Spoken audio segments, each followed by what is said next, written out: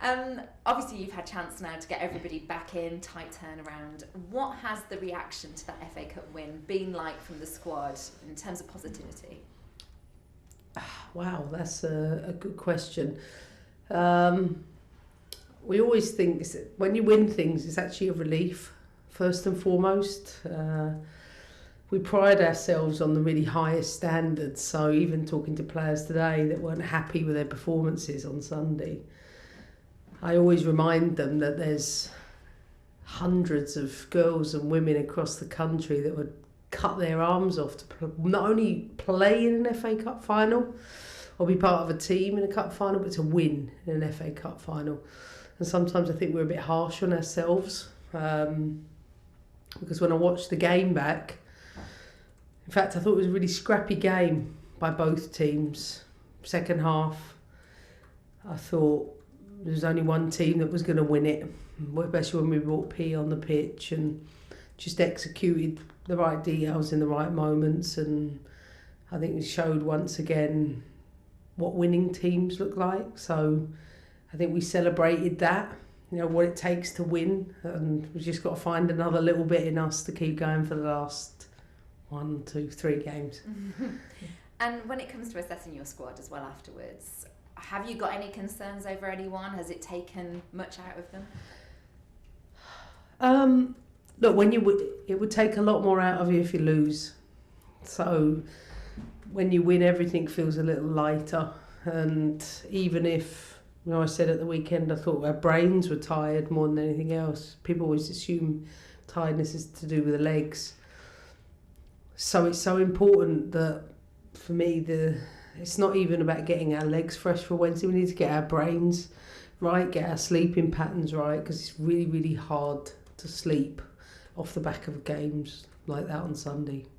Do you have any extra help with that? Do you bring in sleep specialists? We do have a sleep specialist, Shona, who we've worked with for years, who helps devise some of the sleep strategies for us. So I don't think I paid attention to one of them this week, though. I think everyone needs her help, including myself. What a week as well to introduce a new player. So Shoka Nuskin has joined on a 3-year deal. How long had you been tracking this player, Emma? I think we've been tracking Shoka for about 3 years. We tried to bring her in sooner, but time wasn't right for her particularly. But she's the profile we've been looking for. I think she's wonderfully gifted. She's got pretty much everything. I think in the middle of the pitch, she can progress the ball up the pitch with both left and right foot. She can carry the ball. She can intercept like a classic number 6. She can also play as the 8. She can play as a centre-back, but we haven't brought her in for that. She's gifted. She's part of that generation, that young generation of German players that, as I said, we've been watching her a long time. She knows that, and we're delighted to finally be able to announce her. And how much of that profiling also includes the personality? Because I imagine for your dressing room, keeping that a harmonious place is important. Yeah, she's a great girl, and sometimes you get time to build a picture of someone, and we've had that. And so what I will say is the time's right for her to finally come here, and we're very excited to see her in the pre-season. And you're getting the business done early. Yeah, is always. Is that a sign of how it's going to be? Yeah, we're nearly done. Okay. I think it's fair to say we're nearly recruitment never ends, but I'd say we've done a lot of our business already. There are still German press running the story about Eriksson and Pernilla Harder as well at the moment. How unhelpful is that when it's speculative and it's this point in the season? It's great, women's game needs it, so we don't mind it. But you also know that I'm never going to comment on rumours, because I could probably bring out 50 of them a day and chat about them. But I don't think it's a bad thing that we're talking about players, their futures, whether it be here or elsewhere, the same as players incoming. That's part of the business. And given her performance as well in the final, it doesn't look like it's disruptive either. No, they're great people. They're great professionals, and we've worked together long enough to know that none of us get influenced by the things that are happening on the outside. We just carry on business as usual. I don't think that I've had your reaction yet to Sam Kerr being named the Football Writers Player of the Year. Brilliant. She's probably doesn't think she deserves it. And as I've said many times, I'm not a big fan of individual awards because I think there's lots of players deserving of it. I will say she's carried a large part of our attack the entire year with the players we've been missing. But I also think there could be a mention for Guru Ryan in that category too. From our club at least, I think there are plenty of other players across other clubs that could be there as well. West Ham have gone on a 9-game winless run, and Rhiannon Skinner lost her job for a similar sort of form. Are you surprised that there hasn't been a bit more scrutiny on the job Paul Konchesky is doing this year?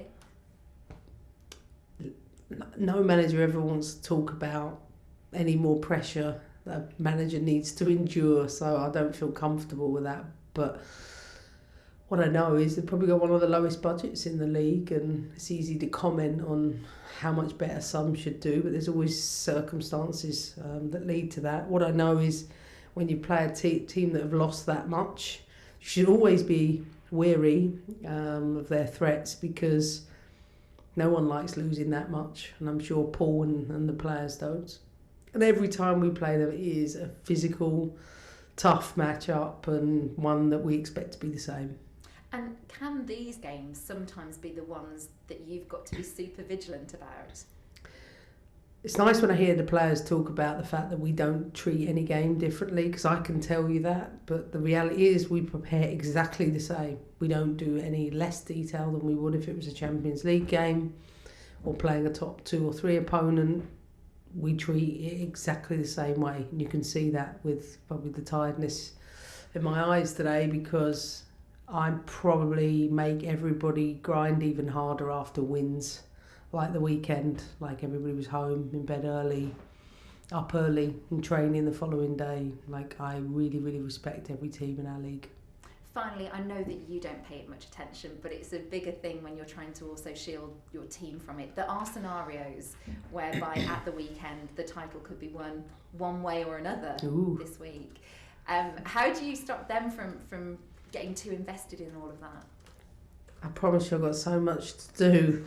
I'm not privy to some of their ridiculous conversations. Thank goodness they don't want me part of them anyway. I probably can't. I'm sure they have them. We're all football fans too, but I know the dressing room, and as far as we're concerned, we're in control of what we want to do, and that's, I think, all we focus on.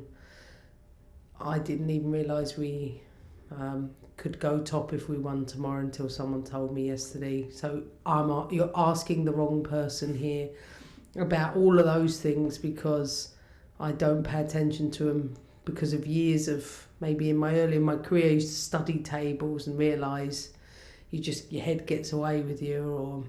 So I learn now, I never look at them, and I couldn't tell you which one of our dressing room does either. Thank you. Thanks very much. Welcome.